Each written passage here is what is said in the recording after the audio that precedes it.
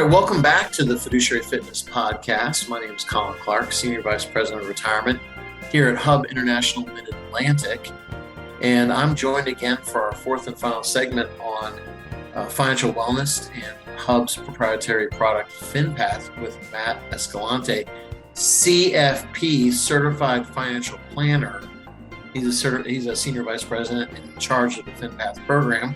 Matt, welcome back. Thanks, Colin. The conversation's been great so far. Looking forward to this last part. Yeah, now I understand you golf and you fish. Have you been golfing or fishing? I try as much as I can. It's got a couple of young kids that have a ton of sporting events, and I got a son that's playing some select baseball. So days are actually found out at the baseball field or at a swimming event or something like that. But do like to get out and do a little bit of fishing and occasionally when the weather's nice, hit some golf balls, and the kids like those things too. So it allows me to sneak away and have a good excuse to go do it. So do you tell fish stories? Like, what's the biggest fish you've ever caught? Oh man, I've fished in the ocean. I fished in lakes. I fished in kind of all over the place. One of my favorite is like tuna fishing out in like Baja, Mexico. Like that's always a fun trip. Just especially when there's a lot of bites and you can just catch everything real quick. Probably the most fun fish story that's real quick. When I was a kid, I was fishing off in the harbor down in Southern California in about 10 feet of water and caught about a 2.5 foot long halibut in about 10 feet of water inside of a harbor. Oh, wow. Yeah. And so that was surprising and kind of a fun experience. I remember when it started to show, my dad saw it, and he started freaking out because he thought I had hooked up with like a seal or something because it was just big. And he was trying to get me to break off the line, but we ended up landing it and ended up being a cool fish story. Nice. Well, I am not that good of a fisherman. I'm probably a better golfer than a fisherman, but I've been golfing forever, it feels like, because I have 4 kids, so I get it. Yep. So as we wrap this up with FinPath, I think, if anyone's listened to the whole series, they're going to say, well, how do I get it? Like, who's eligible to get the FinPath program? Can you explain that a little bit to us? Yeah. So, FinPath is something that we've been working a lot of time, and Colin's been included in this, is going out and she's kind of sharing the story with our colleagues that are Hub retirement plan advisors, Hub employee benefits producers, and just other areas within Hub. So if you have a great relationship with with your Hub representative, whether that's on the employee benefits space or the retirement private wealth space, then definitely bringing up FinPath to that individual as something of interest can spark that conversation and get things moving. We also have a website set up for folks that have interest in getting a demo of FinPath and having a conversation with my team, which is a really simple website. It's finpathwellness.com/demo. From there, there's a little bit of a video to watch. Shows up our value proposition and everything that we're talking about, but simply completing that form will get you connected with somebody on our team to schedule that conversation. So really the bottom line is if you're a Hub client, then you have access to this product.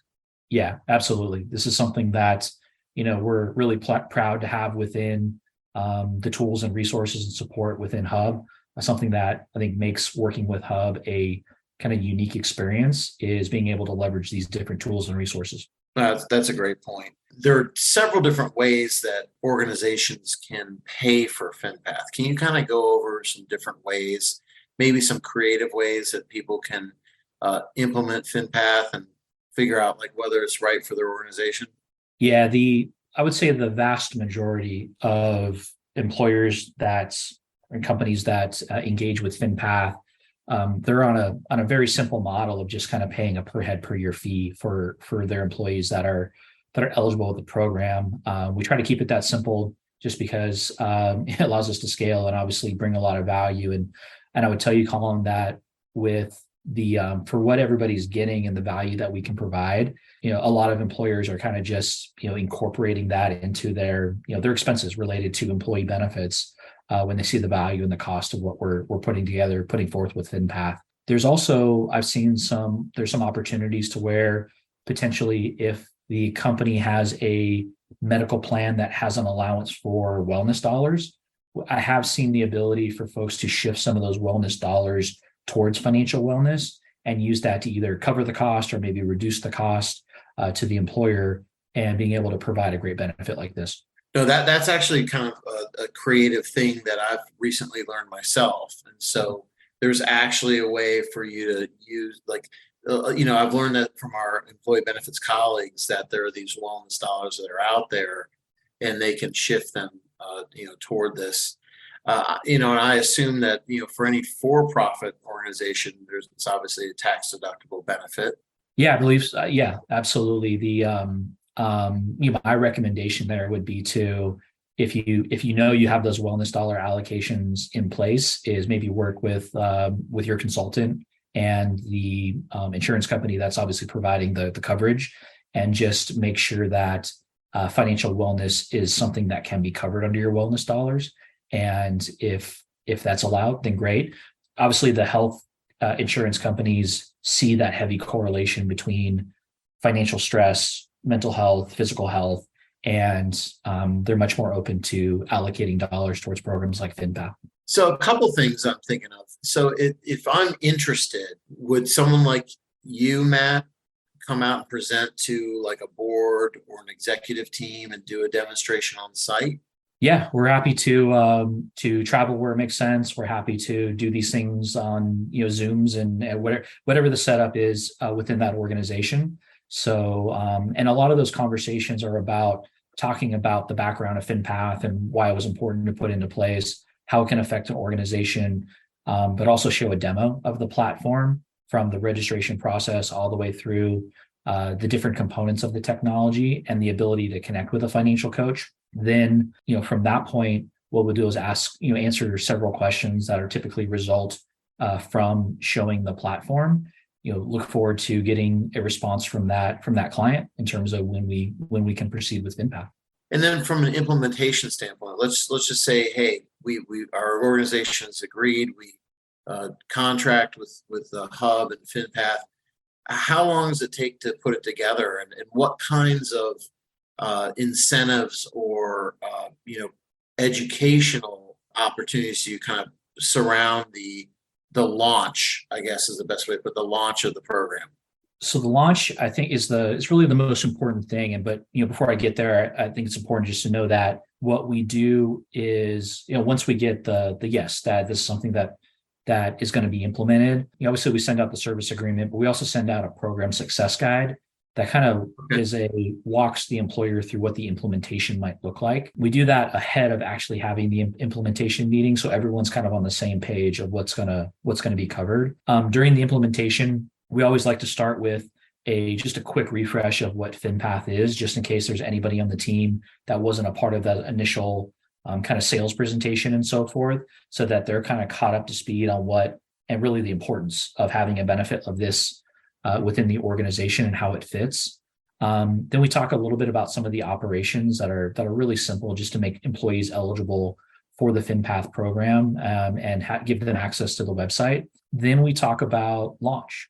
And for me, the launch is a really important experience that we ask a ton of questions to the employer, just trying to figure out how are their employees used to getting communications like this, so we can structure around it. Like we have some best practices that we will provide that can be followed, but it does no good if that's not the way that employees are used to getting communications. But the way that we typically like to start a launch is always by having, one, we always want to find what's that go live date. When are we going to start FinPath?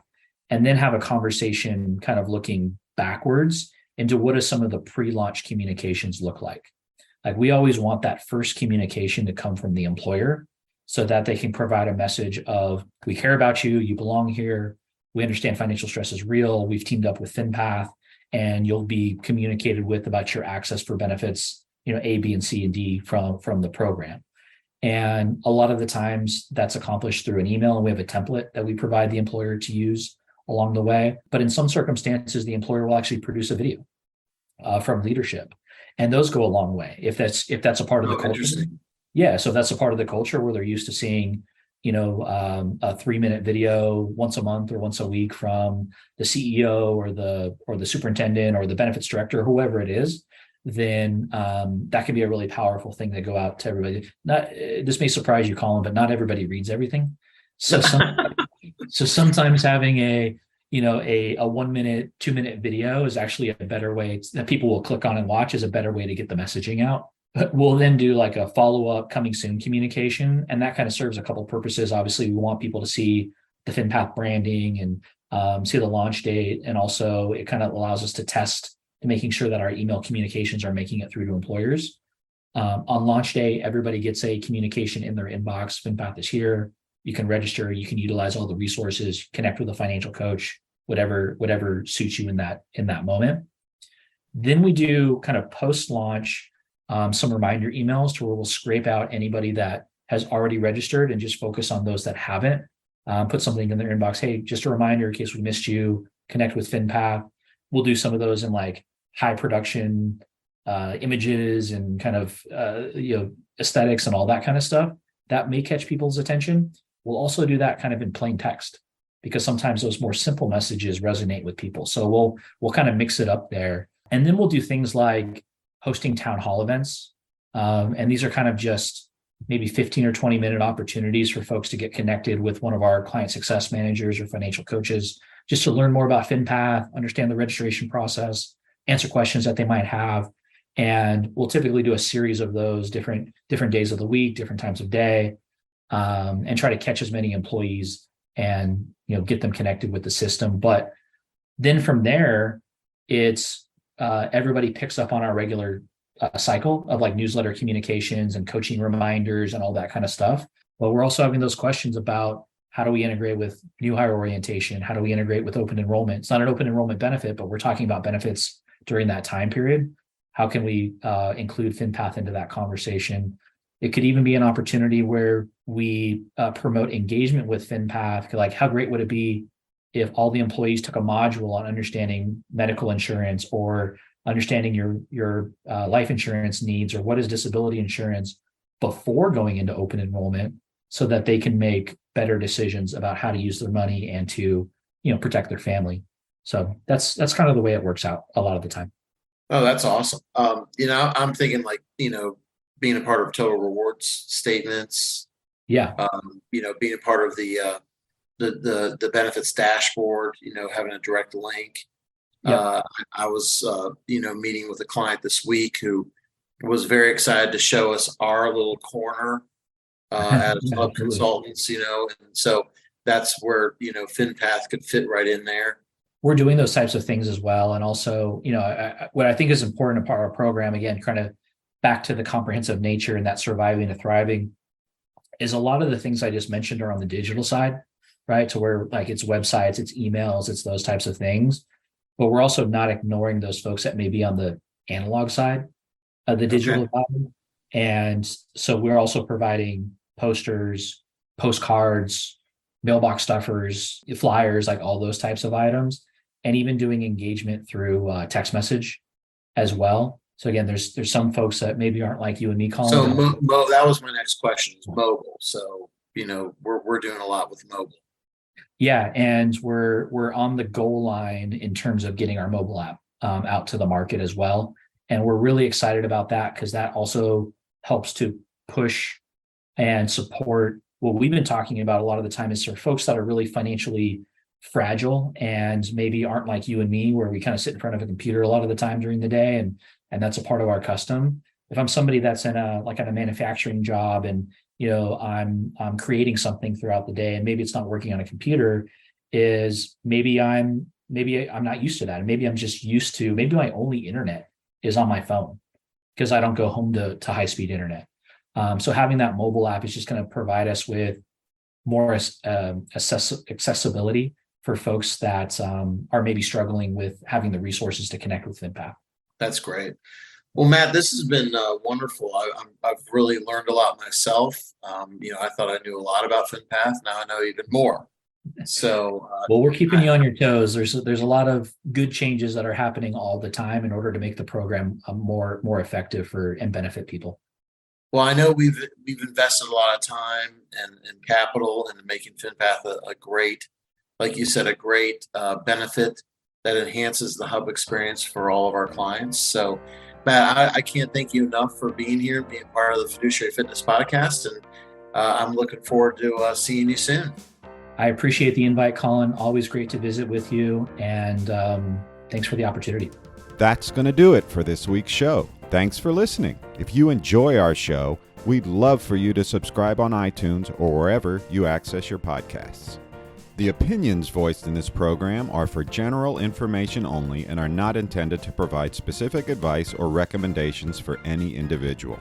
To determine which investments may be appropriate for you, consult with your attorney, accountant, financial, or tax advisor prior to investing. Securities offered through LPL Financial, member FINRA, and SIPC. Investment advice offered through Global Retirement Partners LLC, a registered investment advisor. Global Retirement Partners, Washington Financial Group, a division of Hub International Mid-Atlantic, and Hub International are not affiliated with LPL Financial. Global Retirement Partners, LPL Financial, Washington Financial Group, and Hub International are not affiliated in any way with the services offered by any guest on this show.